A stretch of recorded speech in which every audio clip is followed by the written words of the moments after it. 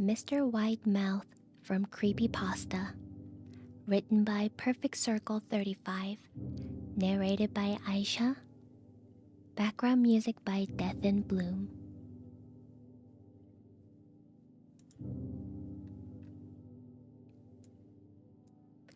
During my childhood, my family was like a drop of water in a vast river, never remaining in one location for long.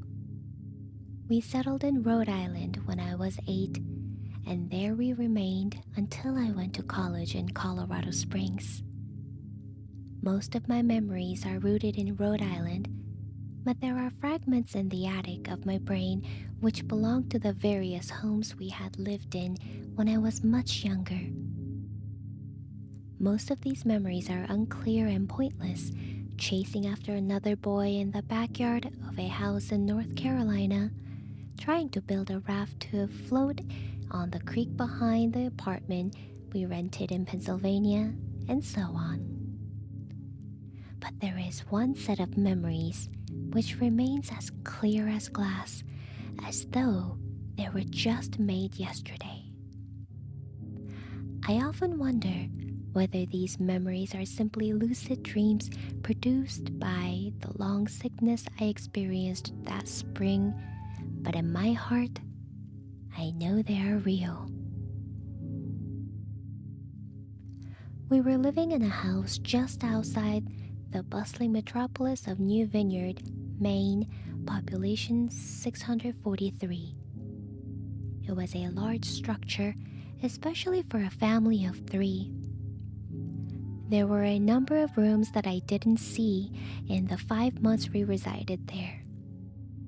In some ways, it was a waste of space, but it was the only house on the market at the time, at least within an hour's commute to my father's place of work.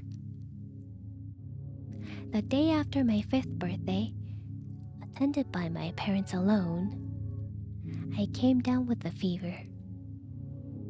The doctor said I had mononucleosis, which meant no rough play and more fever for at least another 3 weeks. It was horrible timing to be bedridden. We were in the process of packing our things to move to Pennsylvania, and most of my things were already packed away in boxes, leaving my room barren. My brother brought me ginger ale and books several times a day, and these served the function of being my primary entertainment for the next few weeks. Boredom always loomed just around the corner, waiting to rear its ugly head and compound my misery. I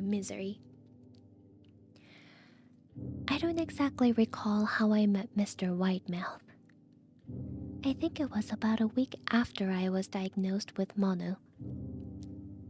My first memory of the small creature was asking him if he had a name. He told me to call him Mr. Widemouth because his mouth was large. In fact, everything about him was large in comparison to his body, his head, his eyes, his crooked ears, but his mouth was by far the largest. "You look kind of like a Furby," I said as he flipped through one of my books. Mr. Widemouth stopped and gave me a puzzled look. "Furby? What's a Furby?" he asked. I shrugged. "You know, the toy. The little robot with the big ears. You can pet and feed him almost like a real pet." "Oh." Mr. Wide resumed his activity. "You don't need one of those. They aren't the same as having a real friend." I remember Mr. Mouth disappearing every time my mother stopped by to check in on me. "I lay under your bed," he later explained. I don't want your parents to see me because I'm afraid they won't let us play anymore. We didn't do much during those first few days. Mr. Widemouth just looked at my books, fascinated by the stories and pictures they contained. The third or fourth morning after I met him, he greeted me with a large smile on his face. I have a new game we can play, he said. We have to wait until after your mother comes to check on you because she can't see us play it. It's a secret game. After my mother delivered more books and soda at the usual time, Mr. Widemouth slipped out from under the bed and tugged my hand. We have to go to the room at the end of this hallway, he said. I objected at first, as my parents had forbidden me to leave my bed without their permission, but Mr. Widemouth persisted until I gave in. The room in question had no furniture or wallpaper. Its only distinguishing feature was a window opposite the doorway. Mr. Widemouth darted across the room and gave the window a firm push, flinging it open. He then beckoned me to look out the ground below. We were on the second story of the house, but it was on a hill, and from this angle, the drop was farther than 2 stories due to the incline. I like to play pretend up here, Mr. Widemouth explained. I pretend that there is a big, soft trampoline below this window, and I jump. If you pretend hard enough, you can bounce back up like a feather. I want you to try. I was a 5-year-old with the fever, so only a hint of skepticism darted through my thoughts as I looked down and considered the possibility. It's a long drop, I said. But that's all part of the fun. It wouldn't be fun if it was only a short drop. If it were that way, you may as well just bounce on a real trampoline. I toyed with the idea, picturing myself falling through thin air only to bounce back to the window on something unseen by human eyes. But the realist in me prevailed.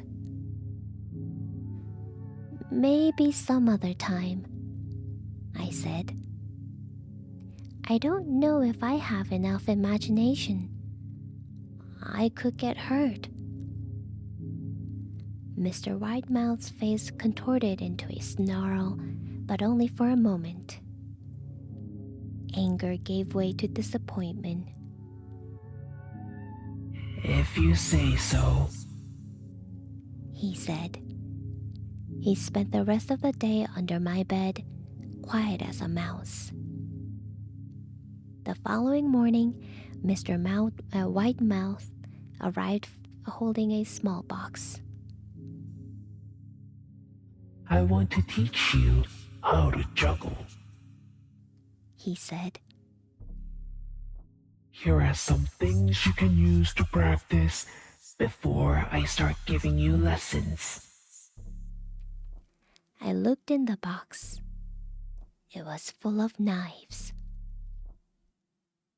My parents will kill me, I shouted, horrified that Mr. Widemouth had brought knives into my room, objects that my parents would never allow me to touch. I'll be spanked and grounded for a year. Mr. Widemouth frowned. It's fun to juggle with these. I want you to try it. I pushed the box away. I can't. I'll get in trouble. Knives aren't safe to just throw in the air. Mr. Widemouth's frown deepened into a scowl. He took the box of knives and slid under my bed, remaining there the rest of the day. I began to wonder how often he was under me. I started having trouble sleeping after that. Mr. Widemouth often woke me up at night, saying he put a real trampoline under the window, a big one that I couldn't see in the dark. I always declined and tried to go back to sleep, but Mr. Widemouth persisted. Sometimes he stayed by my side until early in the morning, encouraging me to jump. He wasn't so fun to play with anymore. My mother came to me one morning and told me I had her permission to walk around outside. She thought the fresh air would be good for me, especially after being confined to my room for so long. Ecstatic, I put on my sneakers and trotted out to the back porch, yearning for the feeling of sun on my face. Mr. Widemouth was waiting for me. I have something I want you to see, he said. I must have given him a weird look because he then said, It's safe, I promise. I followed him to the beginning of a deer trail which ran through the woods behind the house. This is an important path, he explained. I've had a lot of friends about your age. When they were ready, I took them down this path to a special place. You aren't ready yet, but one day I hope to take you there. I returned to the house, wondering what kind of place lay beyond that trail. 2 weeks after I met Mr. Widemouth, the last load of our things had been packed into a moving truck. I would be in the cab of that truck, sitting next to my father for the long drive to Pennsylvania. I considered telling Mr. Widemouth that I would be leaving, but even at 5 years old, I was beginning to suspect that perhaps the creature's intentions were not to my benefit, despite what he said otherwise. For this reason, I decided to keep my departure a secret. My father and I were in the truck at 4 a.m. He was hoping to make it to Pennsylvania by lunchtime tomorrow with the help of an endless supply of coffee and a 6-pack of energy drinks. He seemed more like a man who was about to run a marathon rather than one who was about to spend 2 days sitting still. Early enough for you? He asked. I nodded and placed my head against the window, hoping for some sleep before the sun came up. I felt my father's hand on my shoulder. This is the last move, son. I promise. I know it's hard for you, as sick as you've been. Once Daddy gets promoted, we can settle down and you can make friends. I opened my eyes as we backed out of the driveway. I saw Mr. Widemouth's silhouette in my bedroom window. He stood motionless until the truck was about to turn onto the main road. He gave a pitiful little wave goodbye, steak knife in hand. I didn't wave back. Years later, I returned to New Vineyard. The piece of land our house stood upon was empty, except for the foundation, as the house burned down a few years after my family left. Out of curiosity, I followed the deer trail that Mr. Widemouth has shown me. Part of me expected him to jump out from behind a tree and scare the living bejesus out of me, but I felt that Mr. Widemouth was gone, somehow tied to the house that no longer existed. The trail ended at the New Vineyard Memorial Cemetery. I noticed that many of the tombstones belonged to children.